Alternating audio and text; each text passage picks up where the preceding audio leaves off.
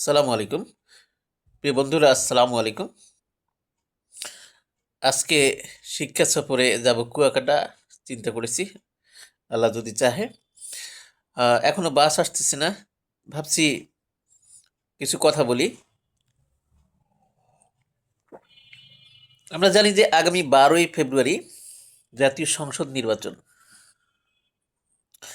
এই নির্বাচনে যে যার পছন্দের প্রার্থীকে ভোট দেব, সৎ যোগ্য নাগরিক বা প্রার্থী দেখে, সেটা আমাদের চয়েস, যার যার সেটা দেব। কিন্তু এর চেয়েও আরও কম গুরুত্বপূর্ণ নয় একটা বিষয় আছে, সেটা হচ্ছে গণভোট। সেটা হচ্ছে আগামী বাংলাদেশকে আমরা কী রকম চাই। হা ভোট আর না ভোট এই দিয়ে আমরা আমার ভূমিকা রাখতে পারবো আসলে আমরা কি চাই আগামী দিনের বাংলাদেশকে। অনেকেই মনে প্রশ্ন জাগে যে হা ভোট দিলে আমার কি লাভ হবে, না ভোট দিলে কি হবে। তাহলে হা ভোট দিলে কি পাবো, সেটা আমাদের একটু জানা দরকার। আসলে আমরা পুরনো যে বন্দোবস্ত সেটায় ফিরে যেতে চাই না।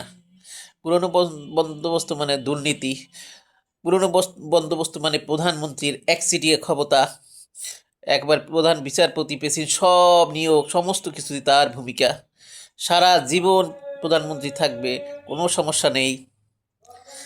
আর সরকারি দল যা অন্যায় করুক কোনো নাই, অপরাধ নেই। এই যে বিষয়গুলো, চাঁদাবাজি, দুর্নীতি, লুটতরাজ, এই যে বিষয়গুলো, এগুলো থেকে যদি বাঁচতে চাই তাহলে আমরা অবশ্যই হা ভোটে সিল মারব। হা ভোট সিল মারার যে কারণগুলো আমি একে একে বলতেছি, আপনারা একটু শুনুন। আপনি কি এমন বাংলাদেশ চান যেখানে তত্ত্বাবধায়ক সরকার, নির্বাচন কমিশন ও সরকারি কর্ম কমিশন অর্থাৎ পিএসসি গঠনে সরকারি দল ও বিরোধী দল একত্রে কাজ করবে? আমরা জানি এই তত্ত্বাবধায়ক সরকার না থাকার কারণে দেশে যে বিশৃঙ্খলা দেখা দিছে, অনেক বছর অনেকগুলো রাতের ভোট হয়েছে, দামি ইলেকশন হয়েছে। তত্ত্বাবধায়ক সরকারের ব্যবস্থা বাতিল করার কারণে কি একটা অবস্থা সৃষ্টি হয়েছিল, আমরা এটা ফিরিয়ে আনতে চাই।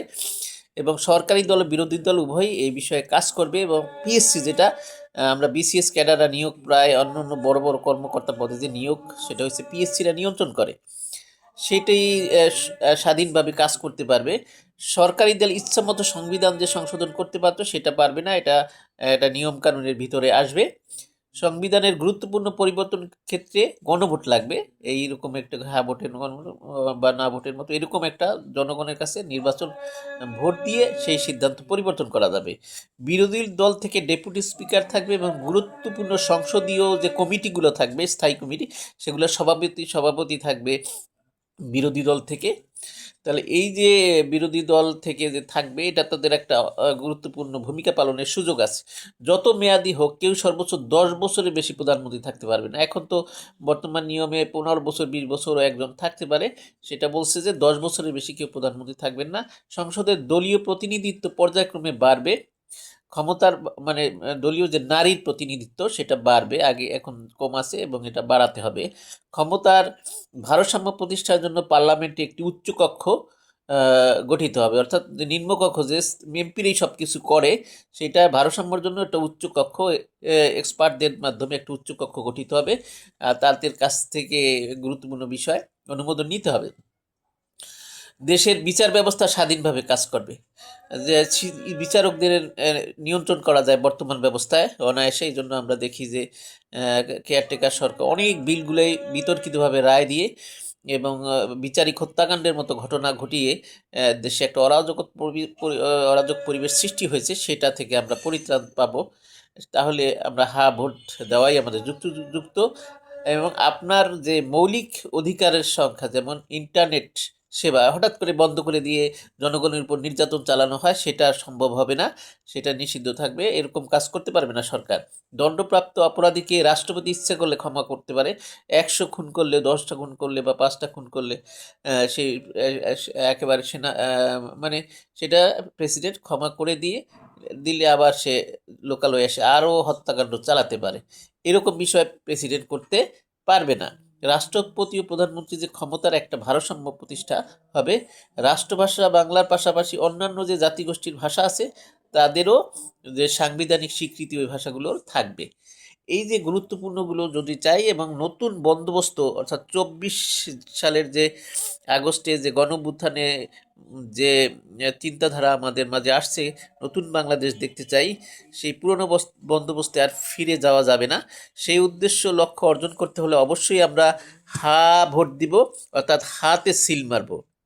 আর যদি আমরা হাতে সিল না মারি, নাতে কেউ দেই, তাহলে সেই আগের অরাজক পরিস্থিতি ফিরে যাওয়া লাগবে। সুতরাং চলুন আমরা 12ই ফেব্রুয়ারি ভোট কেন্দ্রে যাব, আমাদের সংসদ সদস্যদের প্রার্থী, তার পাশাপাশি তারে ভোট তো দেব পছন্দ অনুযায়ী, কিন্তু আরেকটি দায়িত্ব পালন করব, হা ভোট দেব। আরেকটি ব্যালট থাকবে, সেখানে হা ভোট দিব। ভোট দিয়ে আমরা নতুন বন্দোবস্তে বাংলাদেশকে নিয়ে যাব একটি ইনসাফ ও ন্যায়ভিত্তিক সমাজ গঠনের লক্ষ্যে। এটা ছাড়া বর্তমান কোনো উপায় নেই। সবাইকে আবারও সালাম, আসসালামু আলাইকুম ওয়া রাহমাতুল্লাহি ওয়া বারাকাতুহু।